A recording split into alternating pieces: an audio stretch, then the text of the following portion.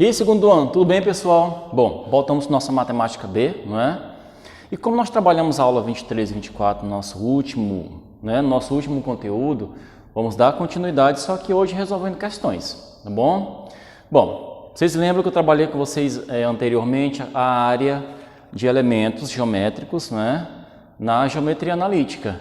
Só que agora a gente vai dar continuidade, também trabalhando essa questão da área e trabalhando também em relação ao triângulo, né? Trabalhando a área de triângulos.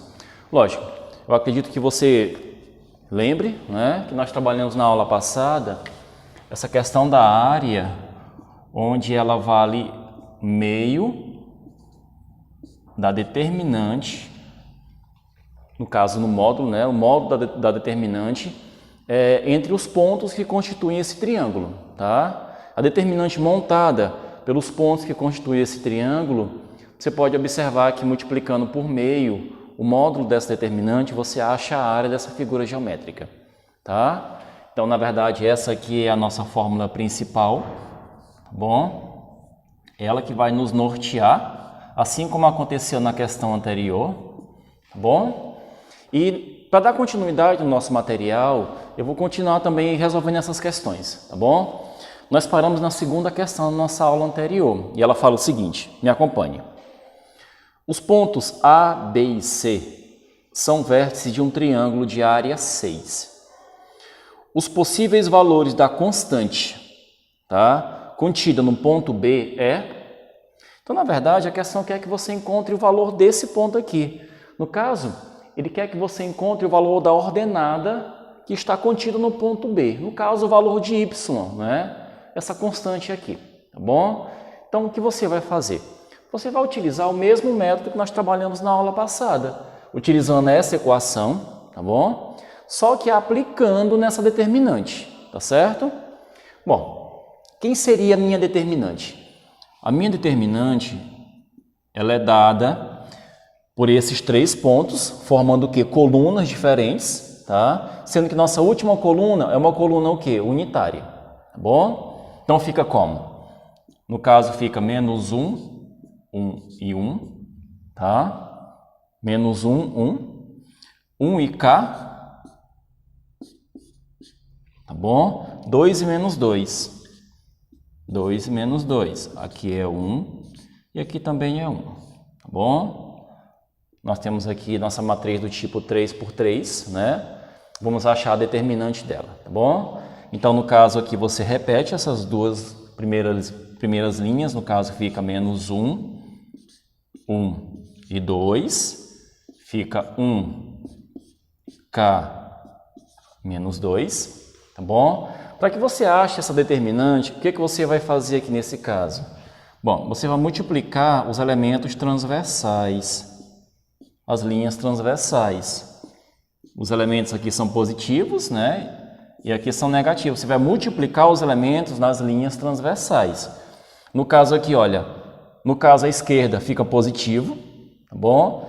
E os elementos da direita são transversais, só que o produto entre elas é o quê? É negativo, tá bom?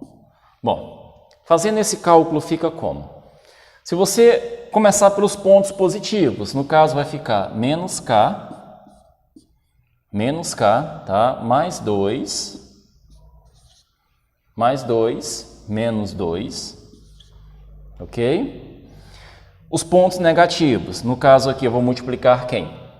Se você observar, eu vou multiplicar o 1, o K e o 1, tá bom? Então fica assim, olha, menos K. No caso aqui, quando eu fizer essa multiplicação, é o 2, tá bom? Então fica menos 2K, mais, no caso, menos 2, porque aqui menos com menos fica mais, então, como aqui tem um menos, então fica menos 2, tá bom? Menos 1, ok? Quem vai ser essa determinante? No caso aqui vai ficar menos 3K,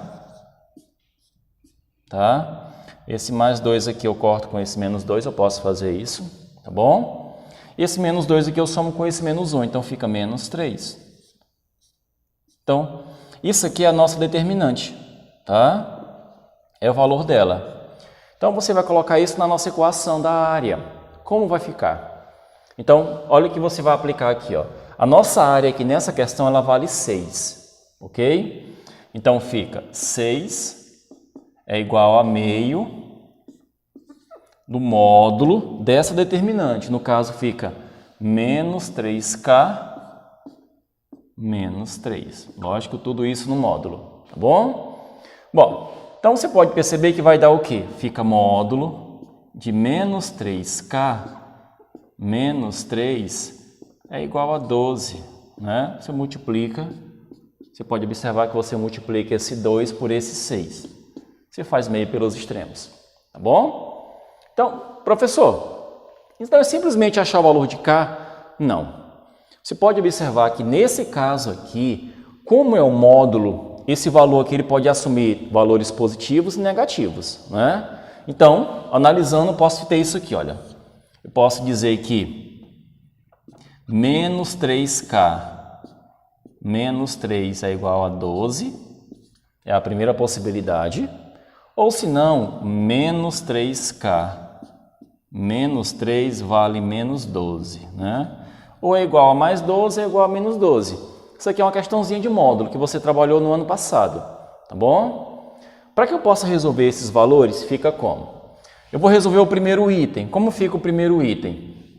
Fica menos 3K é igual a... Esse menos 3 passa somando, então é igual a 15, ok? Então, K é igual a 15 dividido por menos 3. Lógico, isso aqui vai dar uma divisão negativa, né?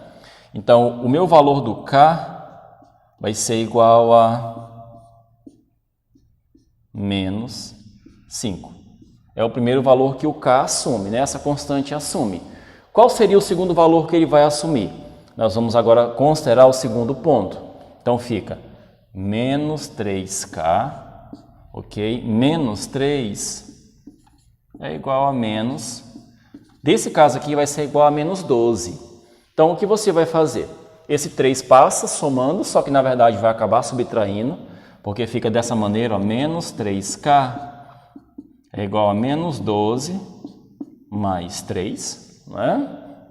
Então, fica menos 3K é igual a menos 9, né? Porque eu acabei subtraindo, sinais contrários você acaba subtraindo.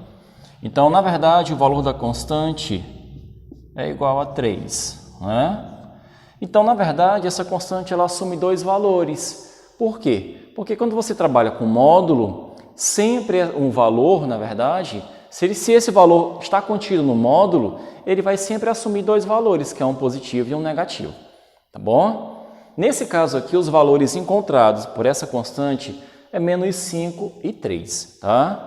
Se você der uma analisada na sua apostila, nós temos uma alternativa, é a letra D, D de dado, né? Que no caso é 3 e menos 5, tá bom? Então, nossa alternativa correta é a letra D, tá? Você pode observar que é uma questãozinha com um raciocínio contrário com relação à nossa questão anterior, tá bom? Só que aplicando a mesma equação e com os mesmos métodos, tá?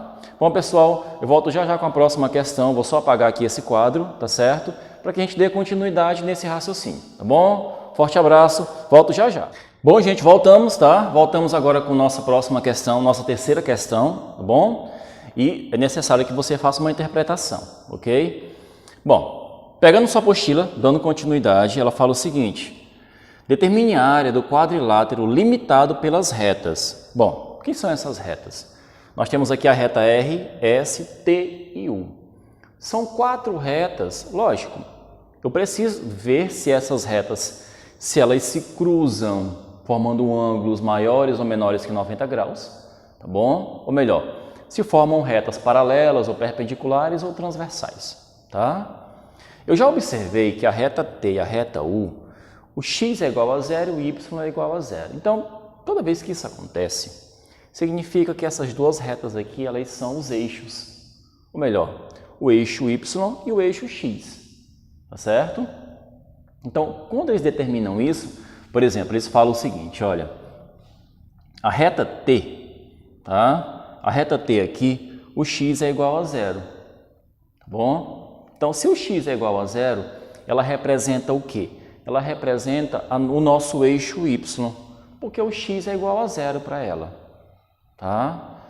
No caso aqui do y, no caso aqui da reta U, o y é igual a zero, então ela representa o nosso eixo x. Ok? Então, vamos só raciocinar um pouquinho. Se a reta T, o x dela é igual a zero, assume valores igual a zero, então ela é o nosso eixo y, porque os valores para x são zeros, tá? São nulos. Bom, nesse caso aqui, a reta U, o y é igual a zero, então ela é o nosso eixo x, tá bom? Lógico, elas são o quê? Perpendiculares, tá certo? Então, se você for fazer um pequeno esboço, o que vai acontecer? Eu tenho duas retas aqui, fazendo o nosso desenho, eu tenho uma reta, tá? Na vertical e tenho uma reta na horizontal, ok?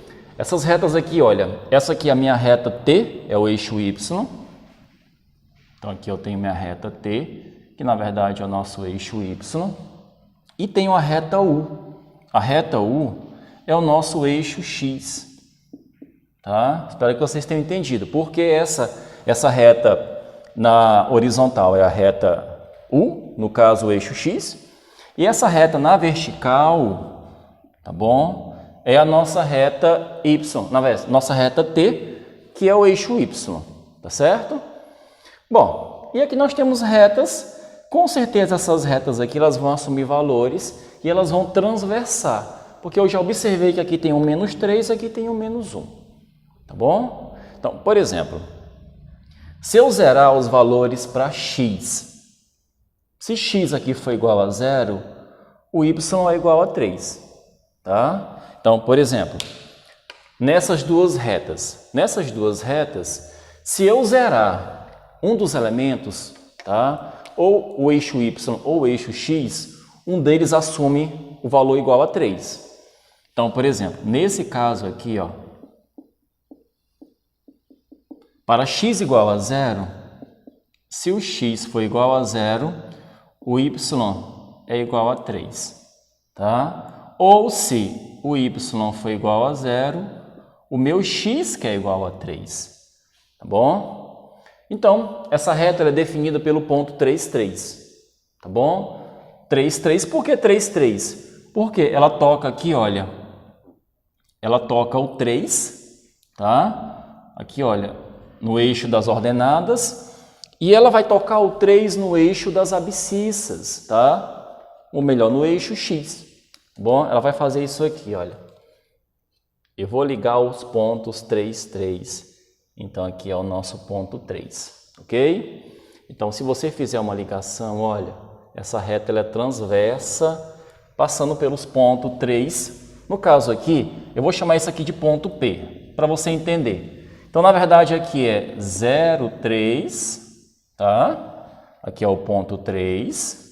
E aqui, olha, eu vou chamar de ponto aqui P1 e aqui P2. O ponto P2 é 3, 0.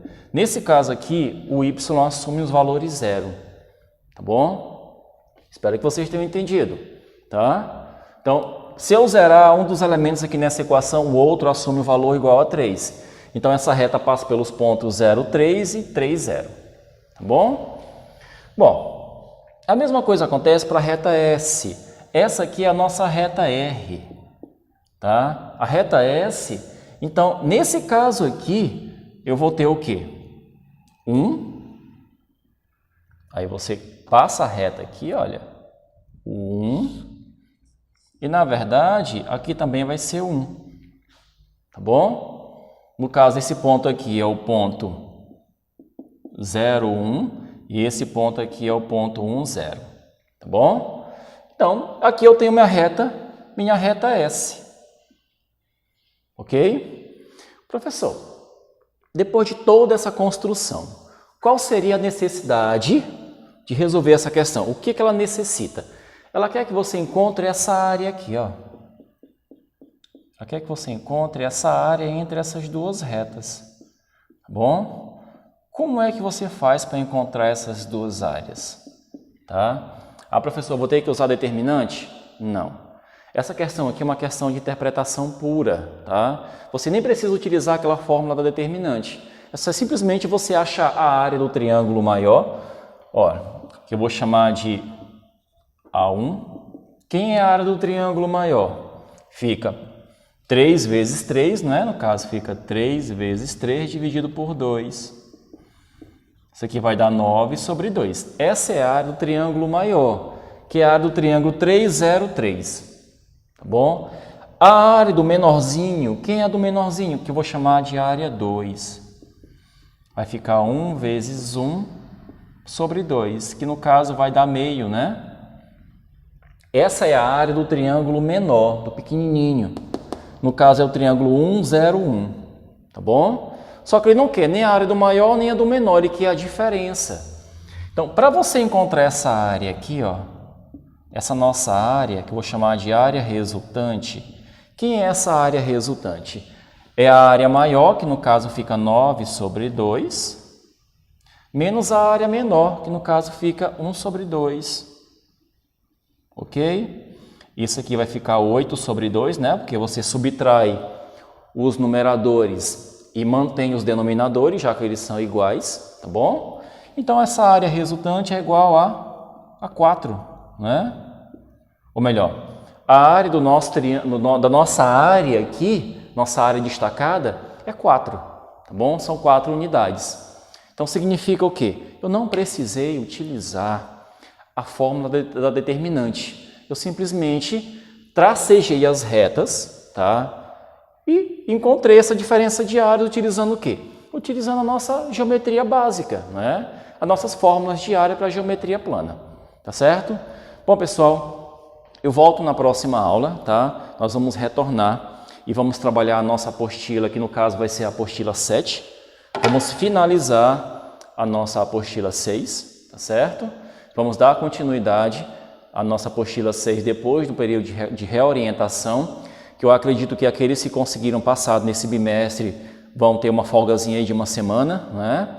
Os alunos que não conseguiram atingir uma média satisfatória irão fazer uma recuperação, tá certo? E após a nossa semana de sombra e água fresca, nós retornamos com a nossa apostila 7, tá certo? Então, pessoal, um forte abraço e até a próxima aula.